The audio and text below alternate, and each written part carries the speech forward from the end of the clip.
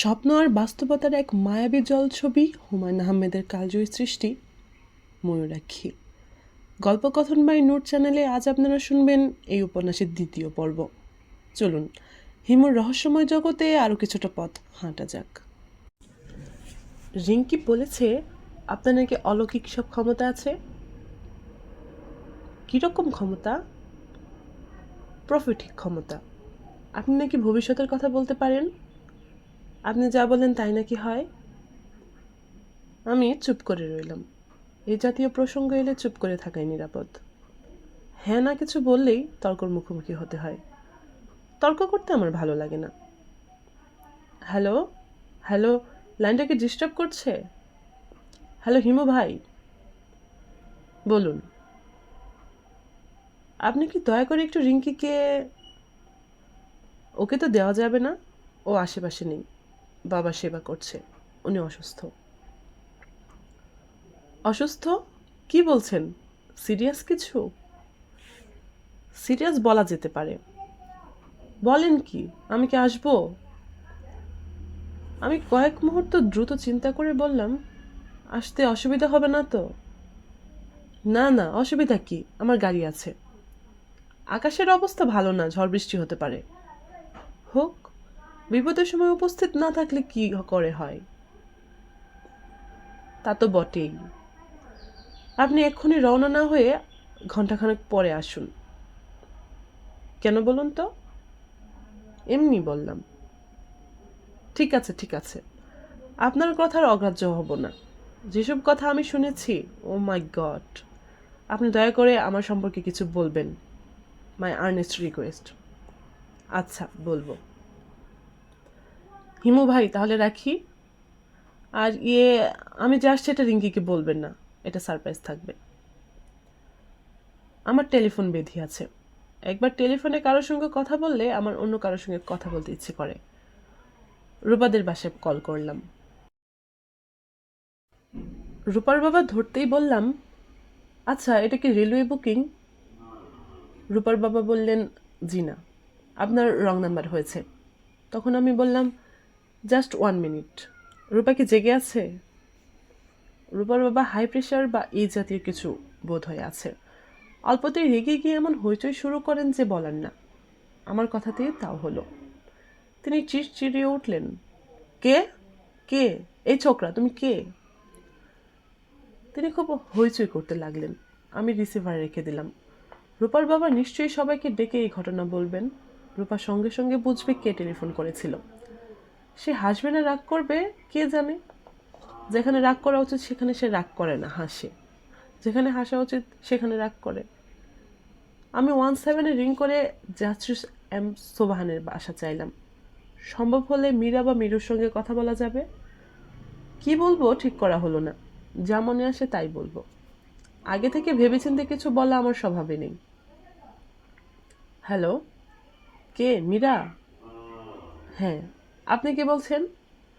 আমার নাম টুটুল। কে? অনেকক্ষণ চুপচাপ কাটল। মনে হচ্ছে মীরা ঘটনার আকস্মিকতায় বিচলিত। আমার মনে হয় কথা বলবে কি বলবে না বুঝতে পারছে না। ভুলে গেছেন? ওই যে পুলিশের হাতে তুলে দিলেন, কি করেছিলাম আমি বলুন তো? হাসপাতাল থেকে পুলিশ মেরে আমার অবস্থা কাহিল করে দিয়েছে। রক্তবমি করছিলাম। সে কি কথা, মারবে কেন?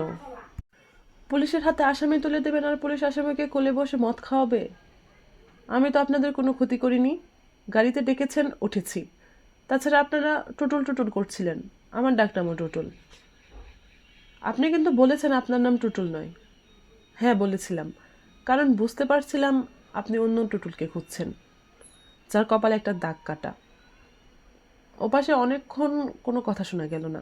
অন্ধকারে ঢিল ছুঁড়েছিলাম। মনে হচ্ছে লেগে গেছে। এটা একটা আশ্চর্য ব্যাপার। যা বলি প্রায় সবসময় তো কেমন যেন মিলে যায়। টুটুলের কপালে কাটা দাগের কথাটা হঠাৎ মনে এসেছিল। ভাগ্যিস এসেছিল। হ্যালো, আপনি কোন হাসপাতালে আছেন? কেন, দেখতে আসবেন? বলুন না কোন হাসপাতালে। বাসায় চলে যাচ্ছি।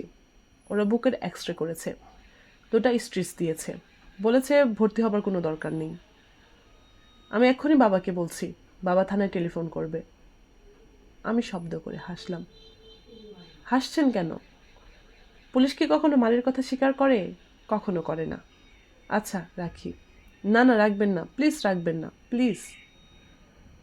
আমি টেলিফোন নামিয়ে রাখলাম। ঠিক তখন প্রবল বর্ষণ শুরু হলো। কালবৈশাখী ঝড়। কালবৈশাখী ঝড় সাধারণত চৈত্র মাসেই হয়।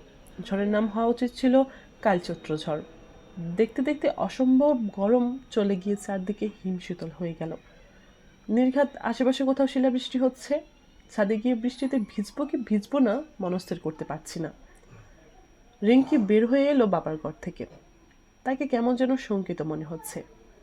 আমি বললাম, রিঙ্কি তুই একটু বসার ঘরে যা তো, কলিং বেল বাজতেই দরজা খুলে দিবি। রিঙ্কি বিস্মিত গলায় বলল, কেন? তোর জন্য একটা সারপ্রাইজ আছে। রিঙ্কি নিচে নামার সঙ্গে সঙ্গে কলিং বেল বাজলো। আমার মনটাই অন্যরকম হয়ে গেল। ঝড় বৃষ্টির মধ্যে দেখা হোক দুইজনের, দীর্ঘস্থায়ী হোক এই মুহূর্ত। রিঙ্কি দরজা খুলেছে। না জানি তার কেমন লাগছে। আমি বাদলের ঘরে শুয়ে পড়লাম। নদীটা আনা যায় কি না দেখা যাক। যদি আনতে পারি ওদের দুইজনকে কিছুক্ষণের জন্য ওই নদীর ব্যবহার করতে দেব। হিমু ভাই, তুই কি এখনো জেগে আছিস? রাতে আমার ঘুম হয় না। বলিস কি? ঘুমের ওষুধ খাওয়াই, তাতেও লাভ হয় না। 10 মিলিগ্রাম করে ফ্রিজিয়াম। আজ খেয়েছিস? না, আজ সারা রাত তোমার সঙ্গে গল্প করব। গল্প করতে ইচ্ছে করছে না রে, আয় তোকে ঘুম পাড়িয়ে দিই। ঘুমোতে ইচ্ছে করছে না। আজ ঘুমিয়ে থাক, কাল গল্প করব। ঘুম আসবে না তো।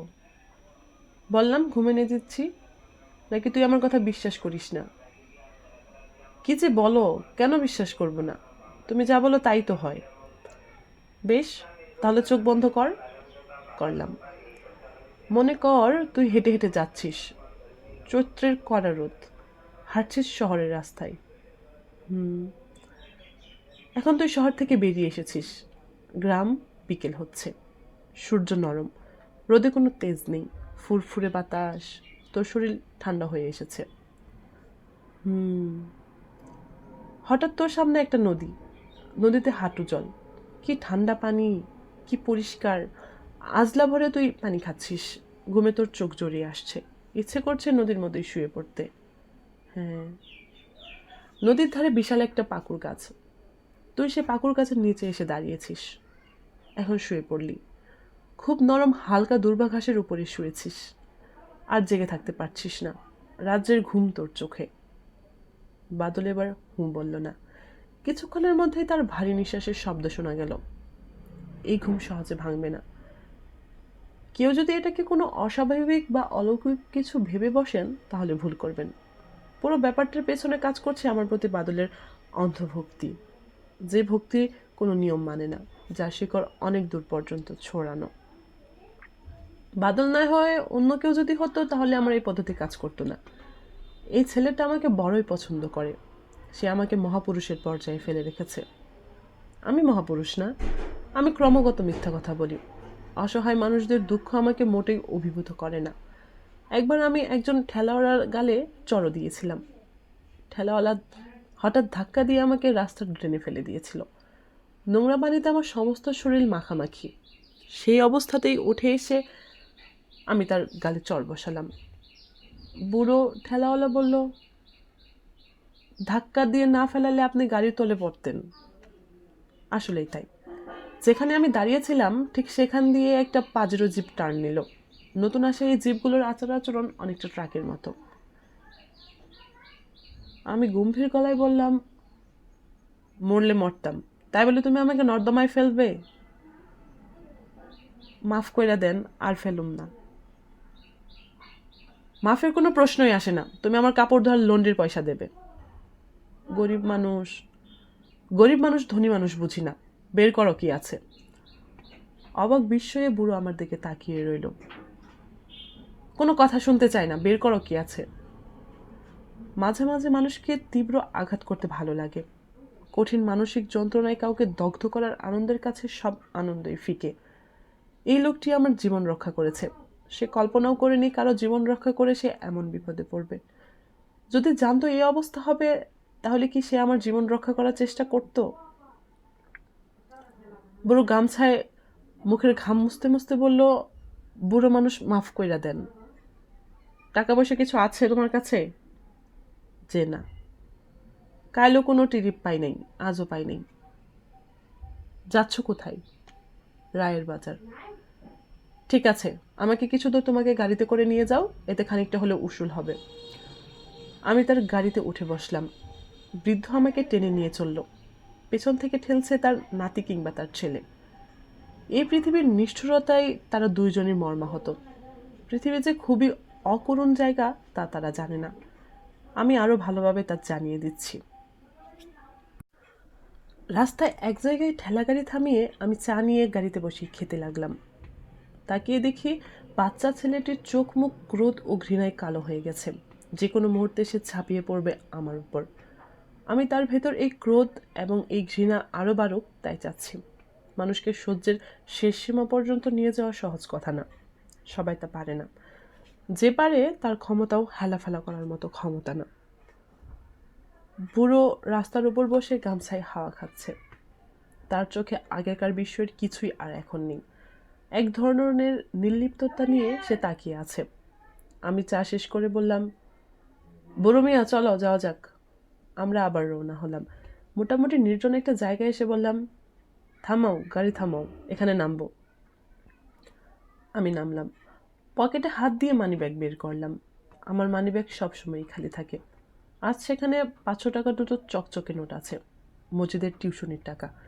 মজিদ টাকা হাতে পাওয়া মাত্র খরচ করে ফেলে বলে তার টাকা পয়সার সবটাই আমার কাছে থাকে। বুড়ো মিয়া। জি। তুমি আমার জীবন রক্ষা করেছ, কাজটা খুব ভালো করনি। যাই হোক, করে ফেলেছ এখন, তখন তো কিছু করার নেই। তোমাকে ধন্যবাদ। দেখি আরও কিছুদিন বেঁচে থাকতে কেমন লাগে। তোমাকে আমি সামান্য কিছু টাকা দিতে চাই। এই টাকাটা আমার জীবন রক্ষা করার জন্য না, তুমি যে কষ্ট করে রোদের মধ্যে আমাকে টেনে টেনে এত দূর আনলে তার জন্য। 500 তোমার, 500 এই ছেলেটার। বুড়ো হতভম্ব হয়ে তাকিয়ে রইল। এই রোদের মধ্যে আজ আর গাড়ি নিয়ে বের হইও না, বাসায় চলে যাও, বাসায় গিয়ে বিশ্রাম করোগে। বুড়োর চোখ দিয়ে পানি পড়ছে। ব্যাপারটা এরকম ঘটবে আমি তাই আশা করছিলাম। বাচ্চা ছেলেটির মুখে ক্রোধ ও ঘৃণার চিহ্ন এখন আর নেই। তার চোখ এখন অসম্ভব কোমল। আমি বললাম, এই তোর নাম কি রে? লালটু মিয়া। প্যান্টের বোতাম লাগা মিয়া, সব দেখা যাচ্ছে। লালটু মিয়া হাত দিয়ে প্যান্টের ফাঁকা অংশ ঢাকতে ঢাকতে বলল, বোতাম নাই। তাহলে তো সব সমস্যার সমাধান, হাত সরিয়ে ফেল, আলো হওয়া যাক। লালটু মিয়া হাসছে। হাসছে বুড়ো ঠেলাওয়ালা। তাদের কাছে এখন আমি তাদের একজন। বুড়ো বলল, আব্বাজি আসেন, 3 জনে মিলে চা খাই, তিয়াস লাগছে। পয়সা কে দেবে? তুমি? আমার হাতে কিন্তু আর একটা পয়সাও নাই। বুড়ো আবার হাসলো। আমরা একটা চায়ের দোকানের দিকে রওনা হলাম। নিজেকে সেই সময় মহাপুরুষ মহাপুরুষ বলে মনে হচ্ছিল। আমি মহাপুরুষ নই, কিন্তু এই ভূমিকায় অভিনয় করতে আমার ভালো লাগে। মাঝে মাঝে এই ভূমিকায় আমি অভিনয় করি, মনে হয় ভালোই করি। সত্যিকার মহাপুরুষরা সম্ভবত এত ভালো করতেন না। আমি অবশ্য এখন পর্যন্ত কোনো মহাপুরুষ দেখিনি। তাদের চিন্তা ভাবনা কাজকর্ম কেমন তাও জানি না। মহাপুরুষদের কিছু জীবনী পড়েছি, সেই সব জীবনীও আমাকে আকৃষ্ট করতে পারেনি। টলস্টয় 13 বছর একজন বালিকাকে ধর্ষণ করেছিলেন। সেই ভয়াবহ ঘটনা তিনি স্বীকার করেছেন। আমরা সবাই তো আমাদের ভয়ঙ্কর পাপের কথা স্বীকার করি। আমার মতে মহাপুরুষ হচ্ছে এমন একজন যাকে পৃথিবীর কোনো মালিন্য স্পর্শ করেনি। এমন কেউ সত্যি সত্যি জন্মেছে এই পৃথিবীতে। ঘুমোতে চেষ্টা করছি, কিন্তু ঘুম আসছে না।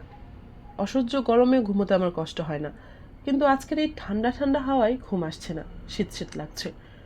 খালি গায়ে থাকার জন্য লাগছে। খালি গায়ে থাকার কারণ আমার পাঞ্জাবি এখন বাদলের গায়ে।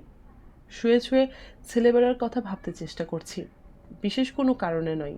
ঘুমোবার আগে একটু এটা কিছু নিয়ে ভাবতে ভালোই লাগে। আমার শৈশব যাদের সঙ্গে কেটেছে তারা কেমন, জন্মের সময় আমার মা মারা যান, কাজেই মার কথা কিছুই জানি না। তিনি দেখতে কেমন তাও জানি না। অবিশ্বাস্য হলে এটাও সত্যি যে মার কোনো ছবি নেই।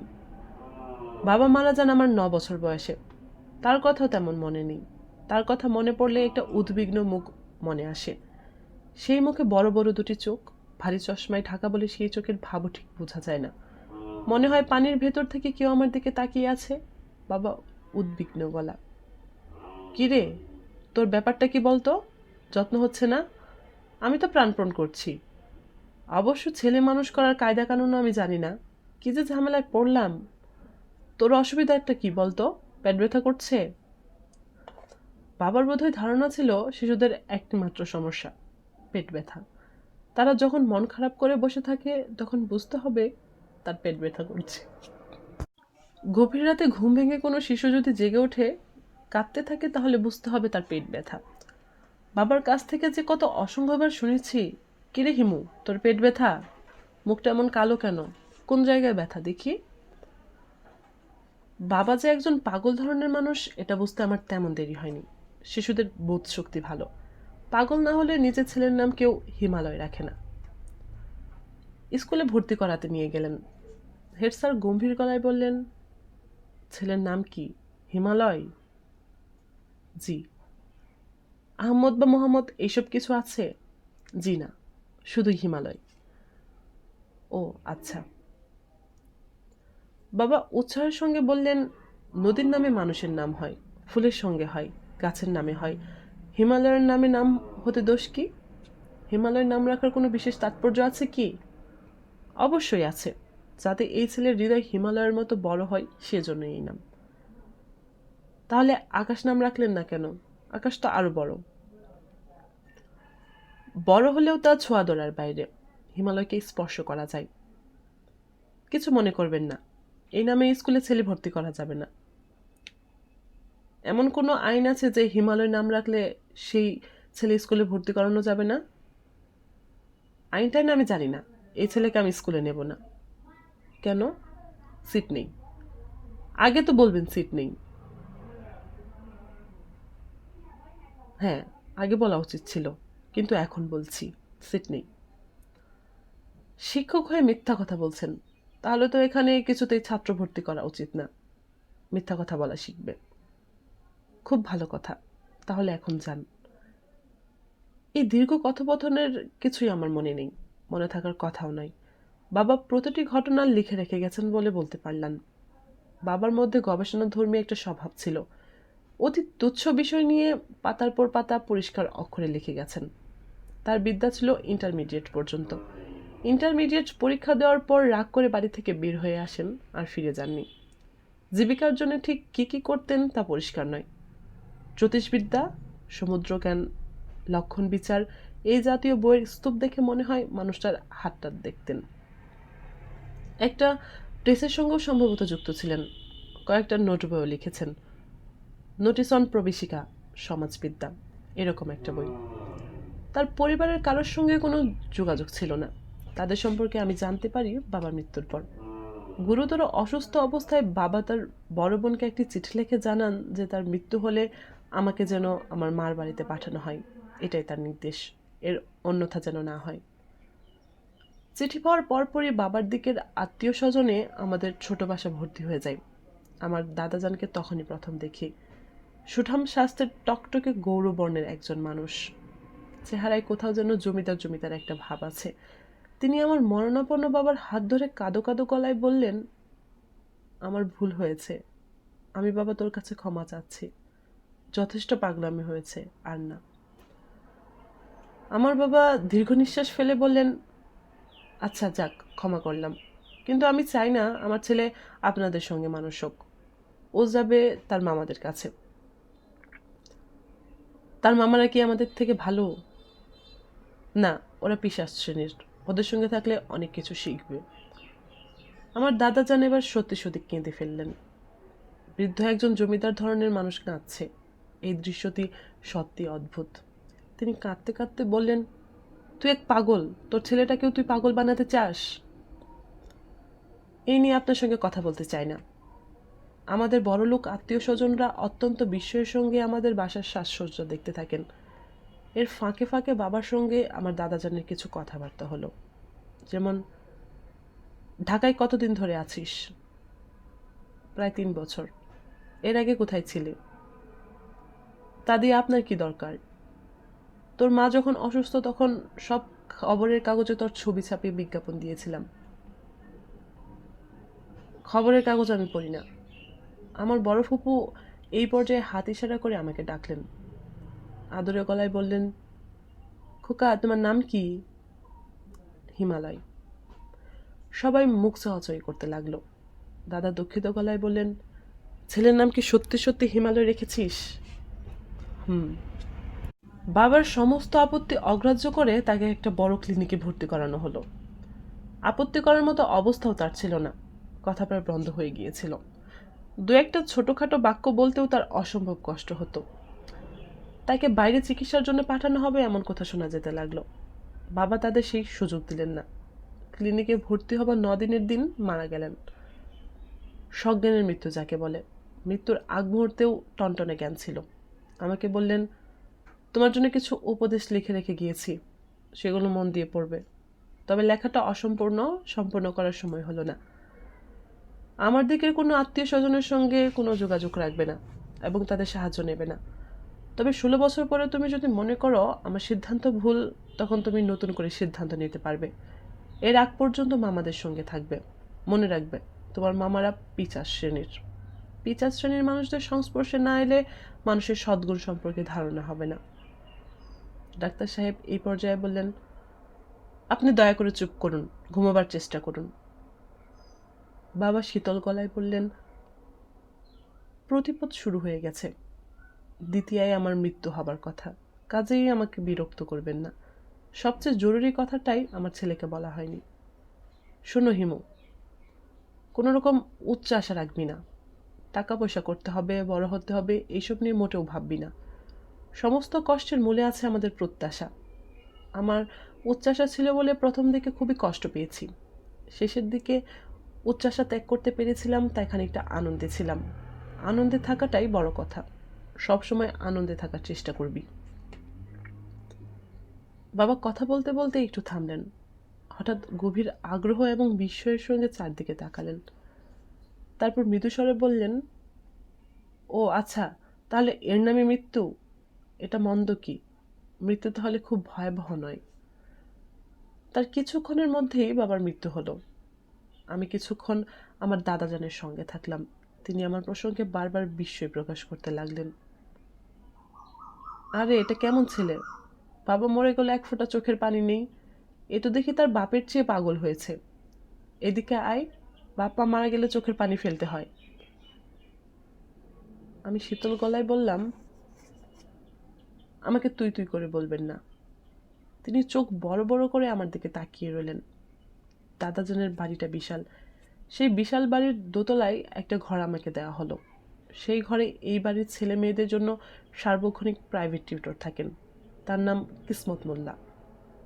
তিনি যখন শুনলেন আমি কোনো স্কুলে পড়ি না, এতদিন বাবার কাছে পড়েছি, তখন একবারে আকাশ থেকে পড়লেন। কি পড়েছো বাবার কাছে? ইংরেজি, বাংলা, অঙ্ক, ভূগোল আর নীতিশাস্ত্র। নীতিশাস্ত্রটা কি? কোনটা ভালো, কোনটা মন্দ, কোনটা ন্যায়, কোনটা অন্যায়, এইসব। কি বলছো? কিছুই তো বুঝলাম না। যেমন ধরুন মিথ্যা। মিথ্যা বলা মন্দ, তবে আনন্দের জন্য মিথ্যা বলায় অন্যায় নেই। মিথ্যা দিয়ে আমরা সত্যকে চিনতে পারি। বলছো কি এসব? বুঝিয়ে বলো। যেমন ধরুন গল্প, উপন্যাস, এসব মিথ্যা, কিন্তু এসব মিথ্যা দিয়ে আমরা সত্যকে চিনতে পারি। মাস্টার সাহেব বড় বড় চোখ করে তাকিয়ে রইলেন। নিজেকে অতি দ্রুত সামলে নিয়ে বললেন, অমাবস্যা ইংরেজি কি জানো? জানি। অমাবস্যা হলো নিউমন।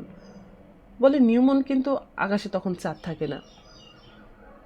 মৃন্ময় শব্দের মানে জানো?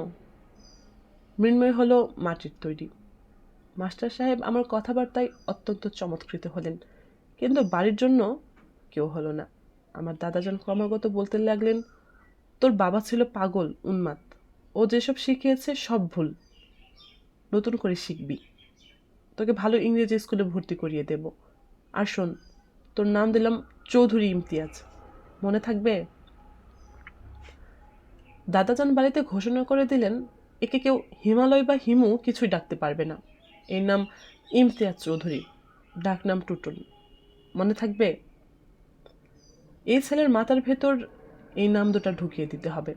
সারাদিনে খুব কম করে হলেও একে 25 বার চৌধুরী ইমতিয়াজ এবং 25 বার টুটুল ডাকতে হবে। It's an order. আমাকে সত্যি সত্যি একটা ইংরেজি স্কুলে ভর্তি করে দেওয়া হলো। স্কুলের পোশাক বানানো হলো। প্রথম দিন স্কুল থেকে ফিরে এসে দেখি ময়লা পায়জামা পাঞ্জাবির উপর একটা কোট চড়িয়ে অত্যন্ত রুগ্ন এক লোক বসার ঘরে বসে আছে। তার হাতে চকচকে নতুন একটা ছাতা, মনে হচ্ছে আজই কেনা হয়েছে। ভদ্রলোকের মুখ ভর্তি পান, অ্যাস্ট্রোতে সে পানের পিক ফেলছেন। তার বসে থাকার ভঙ্গি, পান খাওয়ার ভঙ্গি এবং পানের ফিক ফেলার ভঙ্গিতে কোনো সংকোচ নেই। যেন এই বাড়ির সঙ্গে তার খুব ভালো পরিচয়, যেন এটা তার নিজেরই ঘর বাড়ি।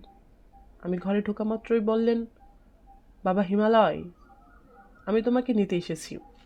আমি তোমার বড় মামা, আমাকে সালাম করো। দাদাজান গম্ভীর গলায় বললেন, আমি তো আপনাকে বলেছি তাকে নিতে পারবেন না। সে গ্রামে গিয়ে কি করবে? সে এখানেই থাকবে, পড়াশোনা করবে, তাকে স্কুলে ভর্তি করা হয়েছে। আমার বড় মামা বিচলিত ভঙ্গিতে হাসলেন, যেন এইরকম হাস্যকর কথা তিনি আগে কখনো শুনেননি। দেখেন তালুই সাহেব, ছেলের বাবা পত্র মারফত এই অধিকার দিয়ে গেছে। এখন যদি আপনারা দিতে না চান, বাধ্য হয়ে আইনের আশ্রয় নিতে হবে, কোর্টে ফয়সালা হবে, উপায় কি? যদিও আত্মীয় স্বজনদের সঙ্গে মামলা মোকদ্দমা কোনো কাজের কথা না। দাদাজানের মুখে কোনো কথা এলো না। বড় মামা এস্ট্রেটে আরেকবার পানির পিক ফেলে বললেন, বাবার ইচ্ছা মতোই কাজ হোক। খামাখা আপত্তি করছেন কেন? ছেলের খরচাপাতির জন্য মাসে মাসে টাকা দিবেন, তাহলেই তো হয়। আপনি কি করেন? তেমন কিছু না, সামান্য বিষয় সম্পত্তি আছে, টুকটাক ব্যবসা আছে। ইউনিয়ন কাউন্সিলের মেম্বার ছিলাম, এইবার জিততে পারি নাই। 17 ভোটের ঠক খেয়েছি। যদি অনুমতি দেন একটু বেয়াদবি করি। কি বেয়াদবি? একটা সিগারেট ধরাই। এমন নেশা হয়েছে না খেলে দমটা বন্ধ হয়ে আসে। বড় মামা অনুমতির অপেক্ষা না করেই সিগারেট ধরালেন। দাদাজান বললেন, আপনি একে নিতে চাচ্ছেন কারণ আপনার ধারণা একে নিলে মাসে মাসে মোটা টাকা পাবেন, তাই না? বড় মামা অত্যন্ত বিস্মিত হওয়ার ভঙ্গিতে বললেন, এই হাতের 5 আঙুলের ভিতর দিয়া অনেক পয়সা গেছে, অনেক টাকা আসছে। টাকা আমার কাছে কিছুই না, আসছে রক্তের টানে। রক্তের টান কঠিন জিনিস তালুই সাহেব। এই যে বোন বিয়ে দিলাম, তারপর আর কোনো খোঁজ নাই। কি যে যন্ত্রণা, কোনো চিঠিপত্র নাই। শুনি আজ এই জায়গায়, কাল শুনি ভিন্ন জায়গায়। কি যে যন্ত্রণা। যাক, হিমালয় বাবাকে দেখে মনটা শান্ত হয়েছে। তা বাবা, তোমার নাম কি সত্যি হিমালয়? আমি কিছু বলার আগেই দাদাজান বললেন, না, ওর নাম চৌধুরী ইমতিয়াজ। চৌধুরী আগে কি জন্যে? চৌধুরী থাকবে পিছে, আগে ঘোড়া তারপর গাড়ি। কি বলেন তালুই সাহেব? দাদাজান কোনো উত্তর দিলেন না। তার চোখ মুখে ক্রোধ ও ঘৃণা। চা এবং কেক এনে কাজের ছেলে সামনে রাখলো। বড় মামার মুখে পান, সেই অবস্থাতেই চায়ে চুমুক দিলেন, কেক হাতে নিলেন। দাদাজান বললেন, আমার ছেলে আপনার বলেন খুঁজ পেল কি করে? সেটা তালুই সাহেব আপনার ছেলেকে জিজ্ঞেস করলেই ভালো হতো। আফসোস, সে জীবিত নাই। আমরা আপনার ছেলেকে খুঁজে বের করি নাই। সে বন্ধুর সাথে আমাদের অঞ্চলে এসেছিল, তারপরে কেমনে কেমনে হয়ে গেল। সত্যি কথা বলতে কি তালুই সাহেব, বিয়ের পর মাথায় হাত দিয়ে বসে পড়লাম। বোনের খোঁজ নাই, বোন জামাইয়েরও খোঁজ নাই। নানা লোকে নানা কথা কয়। কেউ বলে নাম কাও আসতে বিয়ে করে নিয়ে গেছে, পাচার করে দেবে। ইন্ডিয়া, পাকিস্তান, তারপর ধরেন মিডল ইস্ট, এইসব জায়গায় মেয়েকে ভাড়া খাটাবে। বাচ্চা ছেলের সামনে এরকম কুৎসিত কথা বলবেন না। কুৎসিত কথা না, এগুলো সত্যি কথা।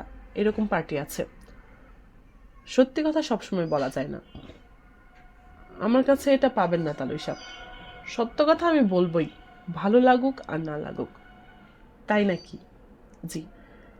আর হিমালয় বাবাকে নিয়ে যাব, পরশু সকালে এসে নিয়ে যাব। তৈরি থাকতে বলবেন।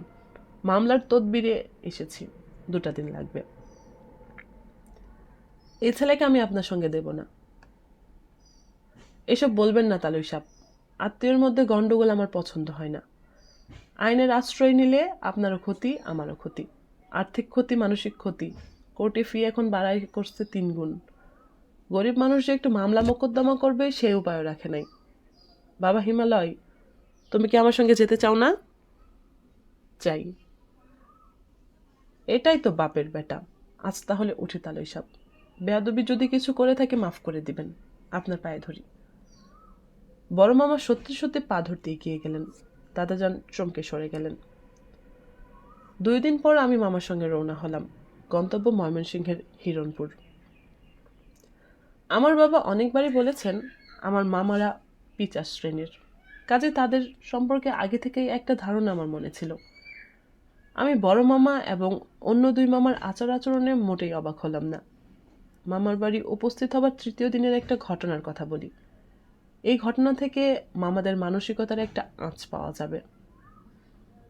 বড় মামার বাড়িতে 3টা বিড়াল ছিল। এরা খুবই উপদ্রব করত। বড় মামার নির্দেশে বিড়াল 3টাকে ধরা হলো। তিনি বললেন, হাদিসে আছে বিড়াল উপদ্রব করলে আল্লাহর নামে এদের জবেহ করা যায়, তাতে দোষ হয় না। দেখি বড় ছুরিটা বার করো। এই কাজ তো আর কেউ করবে না, আমাকেই করতে হবে। উপায় কি? মামা নিজেই উঠানে 3টা বিড়ালকে জবাই করলেন। এর মধ্যে একটা ছিল গর্ভবতী। ওই বাড়িতে আমার তেমন কোনো অসুবিধা হয়নি। 3 মামা একসঙ্গে স্কুল ঘরের মতো লম্বা একটি টিনের ঘরে থাকতেন। পুরো বাড়িতে ছেলেপুলের বিশাল দল। তাদের জগৎ ছিল ভিন্ন। একসঙ্গে পুকুরে ঝাঁপ দেওয়া, একসঙ্গে সন্ধ্যাবেলা পড়তে বসা, একসঙ্গে স্কুলে যাওয়া, জাম্বুরাদে ফুটবল খেলা, গোল্লাছুট খেলা, খাওয়াও হতো একসঙ্গে। এক মামি ভাত দিয়ে যাচ্ছেন, আরেক মামি দিচ্ছেন 1 হাতা করে তরকারি, 2 হাতা ডাল। চামচে যা উঠে আসে তাই। কেউ বলতে পারবে না আমাকে এটা দাও ওটা দাও, বললেই চামচের বাড়ি। আমাদের মধ্যে মারামারি লেগেই ছিল। ও ওকে মারছে, সে তাকে মারছে, সেসব নিয়ে কোনো নালিশও হচ্ছে না। নালিশ দেওয়ার বিপদ আছে। একজন নালিশ দিল, কার বিরুদ্ধে নালিশ, কি সমাচার ভালো মতো শোনাই হলো না। হাতের কাছে যে কয়েকজনকে পাওয়া গেল পিটিয়ে লাশ বানিয়ে ফেলা হলো। সত্যিকার অপরাধী হয়তো শাস্তিও পেল না। আমি এই বিশাল দলের সঙ্গে অবলীলায় মিশে গেলাম। সীমাহীন স্বাধীনতা, যে স্বাধীনতা সচরাচর শিশুরা পায় না। আমরা কি করছি না করছি বড়রা তা নিয়ে মোটেও মাথা ঘামাতো না। একজনের হয়তো জ্বর হয়েছে, সে বিছানায় শুয়ে কুকু কুকু করছে, কেউ ফিরে তাকাচ্ছে না। নিতান্ত বাড়াবাড়ি না হলে ডাক্তার নেই। মাসে একবার নাপিত এসে সবকটা ছেলের মাথা প্রায় মুড়িয়ে দিয়ে ধান নিয়ে চলে যাচ্ছে। কাপড় জামারও কোনো ঠিক ঠিকানে নেই। এই ওরটা পড়ছে, ও তারটা পড়ছে। মামাদের বাড়ি থেকে আমি মেট্রিক পাশ করি। যে বছর মেট্রিক পাশ করি বড় মামা সেই বছরই মারা যান। তার শত্রুর অভাব ছিল না। বলতে গেলে গ্রামের সবাই তার শত্রু। এক অন্ধকার বৃষ্টির রাতে একজন কেউ মাছ মারবার কোচ দিয়ে বড় মামাকে গেঁথে ফেলে। বিশাল কোচ। মামার পেটে 4 হয়ে যায়। কোচের খানিকটা পিঠ সাদা করে বের হয়ে থাকে। উঠানে চাটাই পেতে মামাকে শুয়ে রাখা হয়। দৃশ্য দেখার জন্য সারা গ্রামের লোক ভেঙে পড়ে। তাকে সদরে নিয়ে যাওয়ার জন্য মহিষের গাড়ির ব্যবস্থা হলো। মামা ঠান্ডা গলায় বললেন, এতক্ষণ বাঁচবো না, তোমরা আমাকে থানায় নিয়ে যাও। মরার আগে আমি কারা এই কাজ করেছে বলে যেতে চাই। মামা কাউকেও দেখেননি, তবু তিনি মৃত্যুর আগে আগে থানার ওসির কাছে 4 জনের নাম বললেন। তিনি বললেন তার হাতে টর্চ ছিল, তিনি টর্চ ফেলে ফেলে এদের রেখেছেন। ওসি সাহেব মামার দেওয়া জবানবন্দি লিখতে লিখতে বললেন, ভাই সাহেব এই কাজটা করবেন না।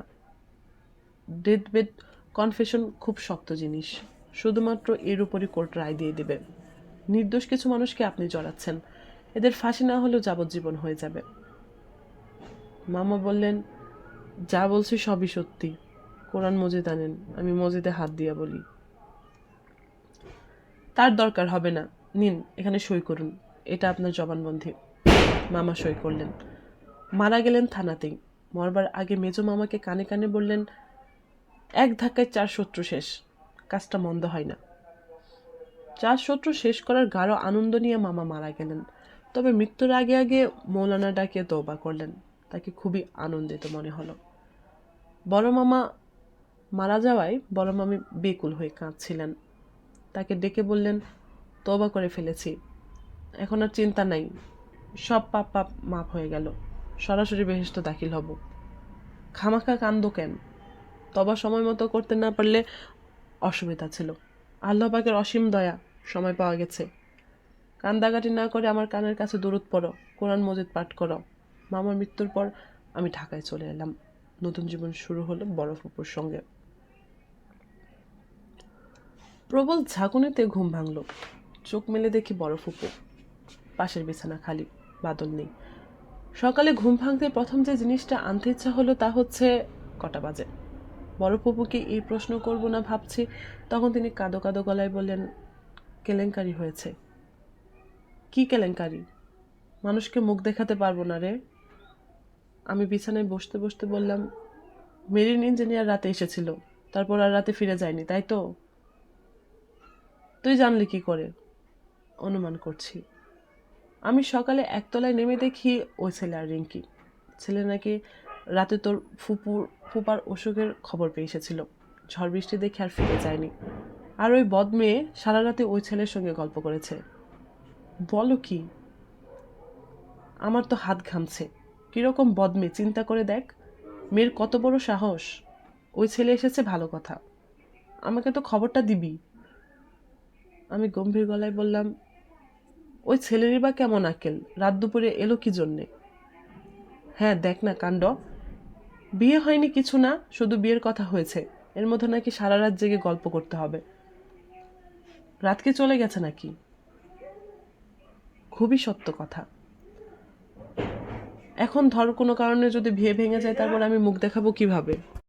আমি এক্ষুনি নিচে যাচ্ছি ফুপু, ওই ফাজিল ছেলের গায়ে ঠাস করে একটা চড় মারবো, তারপর দ্বিতীয় চড় রিঙ্কির গালে। মেয়ে বলে তাকে ক্ষমা করার কোনো অর্থ হয় না। তুই সবসময় অদ্ভুত কথাবার্তা বলিস কেন? ওই ছেলের গায়ে তুই চড় মারতে পারবি? কেন পারবো না? যে ছেলে 2 দিন পর এবারে জামাই হচ্ছে, তার গালে তুই চড় মারতে চাস? তোর কাছে এলাম একটা পরামর্শের জন্যে। আজই ওদের বিয়ে লাগিয়ে দাও। আজই বিয়ে লাগিয়ে দিব? কাজে ডেকে এনে বিয়ে পড়িয়ে দাও, ঝামেলা চুকে যাক। তারপর ওরা যত ইচ্ছা রাত জেগে গল্প করুক। আসল অনুষ্ঠান হবে বিয়ের পরে, বিয়েটা হয়ে যাক।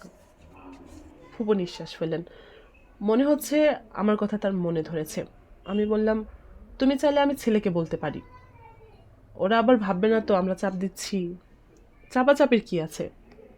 ছেলে এমন কি রসগোল্লা, মার্বেলের মতো সাইজ, বিয়ে যে দিচ্ছি এটাই তো তার ধন্য হওয়া উচিত। তার 3 পুরুষের ভাগ্য যে আমরা। ছেলে কি খারাপ? খারাপ তা তো বলছি না, একটু শর্ট। তা পুরুষ মানুষের শর্টে কিছু যায় আসে না। পুরুষ হচ্ছে সোনার চামচ, সোনার চামচ পাকাও ভালো। আজই বিয়ের ব্যাপারে ছেলে কি রাজি হবে? দেখি কথা বলে, আমার ধারণা হবে। তোর কথা তো সবসময় আবার মিলে যায়, একটু দেখ কথা বলে। আমি আমার পাঞ্জাবি খুঁজে পেলাম না। ফুপু বললেন, বাদল ভোরবেলায় ওই পাঞ্জাবি গায়ে দিয়ে বের হয়েছে। আমি বাদলের একটা শার্ট গায়ে দিয়ে নিচে নামতেই মেরিন ইঞ্জিনিয়ার সাহেব লাজুক গলায় বললেন, হিমু ভাই, আপনাকে একটা কথা বলতে চাই। খুব লজ্জা লাগছে অবশ্য। বলে ফেলো। রিঙ্কির খুব শখ পূর্ণিমা রাতে সমুদ্র কেমন দেখায় সেটা দেখবে। 2 দিন পরেই পূর্ণিমা। ও আচ্ছা, 2 দিন পরে পূর্ণিমা, তা তো জানতাম না। মনের কথা বলছি, ধরুন আজ যদি বিয়েটা হয়ে যায়, তাহলে আজ রাতে ট্রেনে রিঙ্কিকে নিয়ে কক্সবাজারের দিকে রওনা হতে পারি। বিয়ের আনুষ্ঠানিকতাটা শেষ করে রাখা আর কি। পরে একটা রিসেপশনের ব্যবস্থা না হয় হবে। তোমার দিকের আত্মীয় স্বজনরা? ওদের আমি ম্যানেজ করব। আপনি শুধু এদের বুঝিয়ে সুঝিয়ে একটু রাজি করুন। মানে রিঙ্কির বেচারিদের দীর্ঘদিনের শখ, ওর জন্যই খারাপ লাগছে। না না, তা তো বটেই। দীর্ঘদিনের শখ থাকলে তো তা মেটানোই উচিত। রাতের টিকিট পাওয়া যাবে তো? পুরো ফার্স্ট ক্লাস বার্থ রিজার্ভ করতে হবে। রেলওয়েতে আমার কিছু লোক আছে হিমুবাই। তাহলে তুমি বরং ওইটাই আগে দেখো, আমি এই দিকটা ম্যানেজ করছি। আনন্দে ইঞ্জিনিয়ার সাহেবের চোখ চকচক করছে। সে গাঢ় গলায় বলল, রিঙ্কি আমাকে বলেছিল হিমুবাইকে বললে উনি ম্যানেজ করে দেবেন। আপনি যে সত্যি সত্যি করবেন বুঝিনি।